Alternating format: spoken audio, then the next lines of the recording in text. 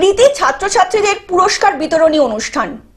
জেলা পরিষদের পক্ষ থেকে রবীন্দ্র নজরুল শ্রদ্ধা নিবেদন জানানোর পর মাধ্যমিক ও উচ্চ মাধ্যমিক পরীক্ষায় কৃতি ছাত্রছাত্রীদের মধ্যে ৩২ জন ছাত্রছাত্রীকে পুরস্কার প্রদান করা হয়।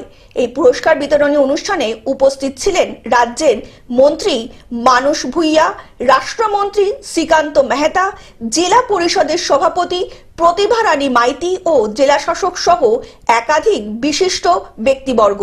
অন্যদিকে মন্ত্রী মানস ভুঁইয়া বলেন, পড়ুয়াদের জেলার ইতিহাস জানতে হবে, আরো বেশি করে রবীন্দ্রনাথ, নজরুল, শরৎচন্দ্র, বঙ্কিমচন্দ্র পড়তে হবে, তাদের জীবনকে আরো বেশি করে জানতে হবে।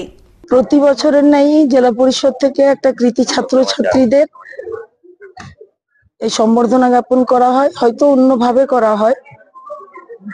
গত বছর মনে হচ্ছে ভোটের জন্য ওটা হয়ে ওঠেনি, সেই জন্য একসঙ্গেই বৈশাখ মাস গেছে, রবীন্দ্র জন্ম জয়ন্তী এবং নজরুল জন্ম জয়ন্তী দুটো নিয়েই আমরা দুই মহাপ্রাণ কবির একটা জন্মবার্ষিকীকে কেন্দ্র করে সম্বর্ধনার আয়োজন করেছি।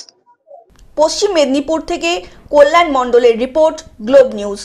এখন থেকে গ্লোব টিভি দেখুন আপনার স্মার্টফোনেও। গুগল প্লে স্টোর অথবা অ্যাপল স্টোর থেকে ডাউনলোড করুন গ্লোব টিভি লাইভ অ্যাপ। এছাড়া জিও টিভি অ্যাপ থেকে দেখুন গ্লোব টিভি লাইভ।